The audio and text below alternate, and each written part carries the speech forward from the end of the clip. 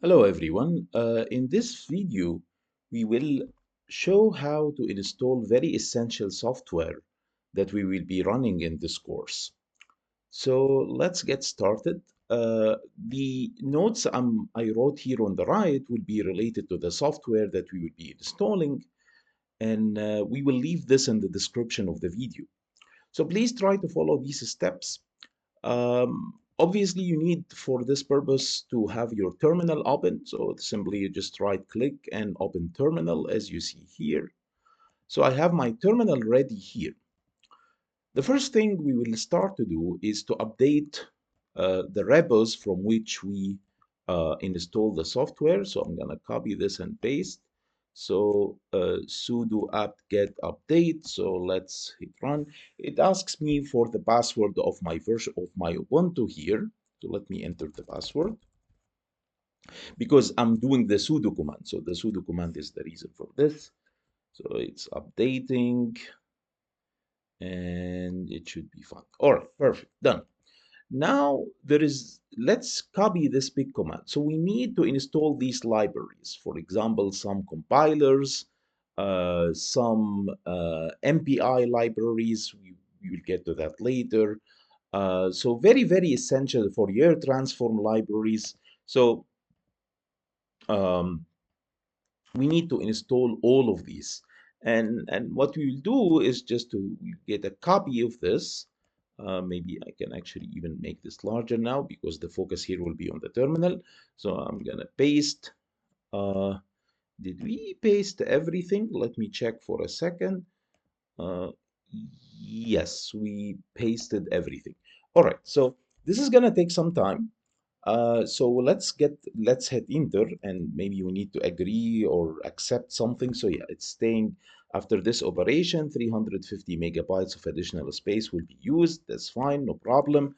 So I'm hitting capital Y, which is yes. I'm typing capital Y and enter. So we will stop the recording until it finishes.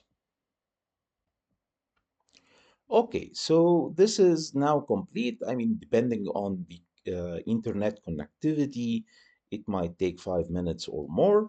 So now it's complete. So let's move on to the next item we will install. We will install Gnuplot and Emacs. Emacs is a text editor. It's quite nice. Uh, um, Gnuplot is going to be very helpful because it allows you to do like very quick and very high quality plotting. So again, we are trying to install these here. Let's also pause until they finish, and then we will get back to continue with the rest. All right, so we got our Emacs and Gnuplot installed. Now, X-Crysden is a very nice uh, visualization software that we will use in our DFT calculations with Quantum Espresso. So let me also try to install it. Um, there is a tiny problem, so let me type capital Y. So yes, we want to install it and hit enter. So there is a tiny problem with X-Crysden that we noticed, and we will fix it after the installation completes. So I think it's this one goes fast. Basically, what we need to do is to change something in the in the files of xcrysden. So I think it's going to be complete now in a second. So we need to go to the top directory where xcrysden is installed, and usually in this setup that we are using in this course, it's going to be in this path. So dash usr and then share xcrysden tcl and so on. So you go there and uncomment a line. But we need to do this with a sudo command because you will see this in a second. Um, so yeah, the installation is complete. So I'm gonna go cd change directory to slash user share xcrysden and then tcl and then custom uh, oh wait, so that's the folder, yeah, and then I need to open the file, custom definitions. Oh, And I actually forgot that opening it alone is not going to work because we need to open it with sudo. So I'm going to repeat the same thing, gedit custom definitions, but then with a sudo, because otherwise it doesn't allow you to edit as a normal user. You have to be a super user for this to work.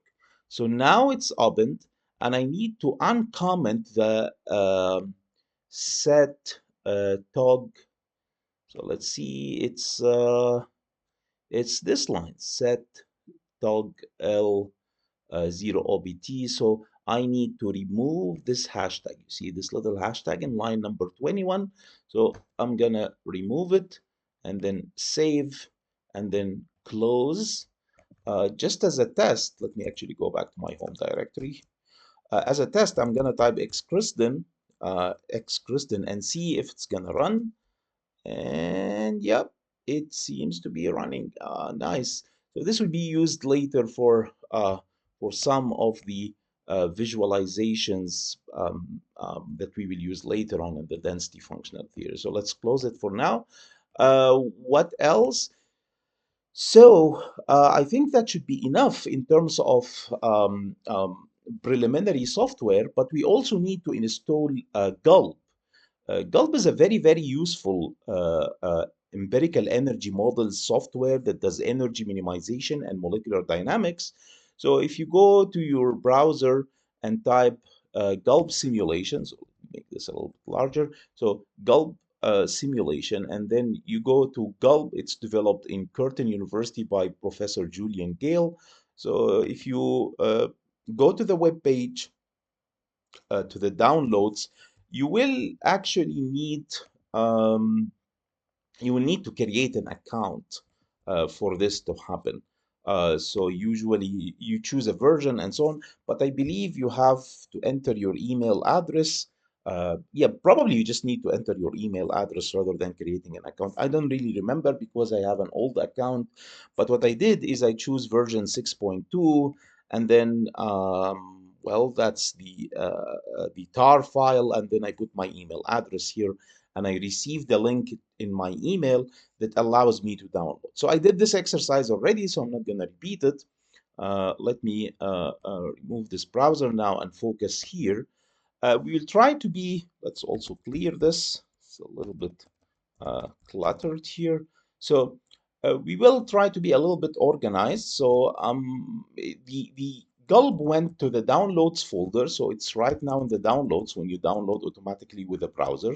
So this is GULP. And what I'm going to do, let me go back to the home directory. I'm going to create a folder called software. I will try to organize my software in this course in a separate folder called software. Now let me go to software itself, and then I'm gonna move from the downloads folder. So you see this tilde here, it means I need to go to the home directory and then downloads. I'm gonna move GULP, the tar file, to here. Now if I ls, it's now in this location.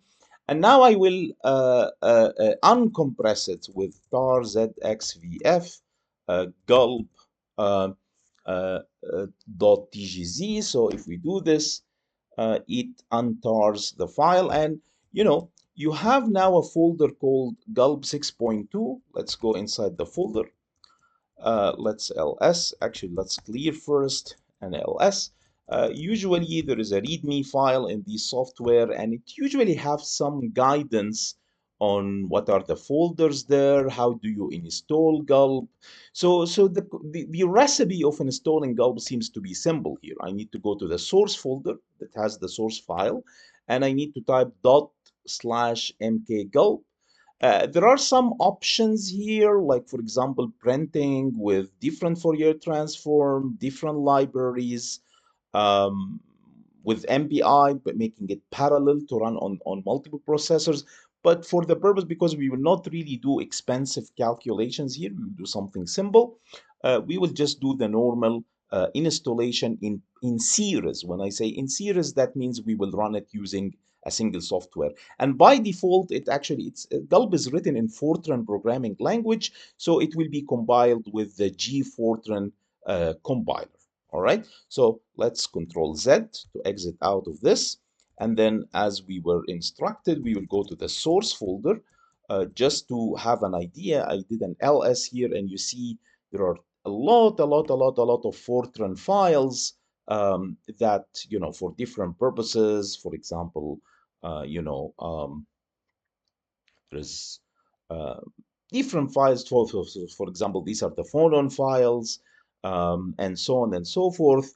We are not really concerned about looking at these now. We need to compile the code, basically changing it from Fortran into the machine language. So ./mk-gulp.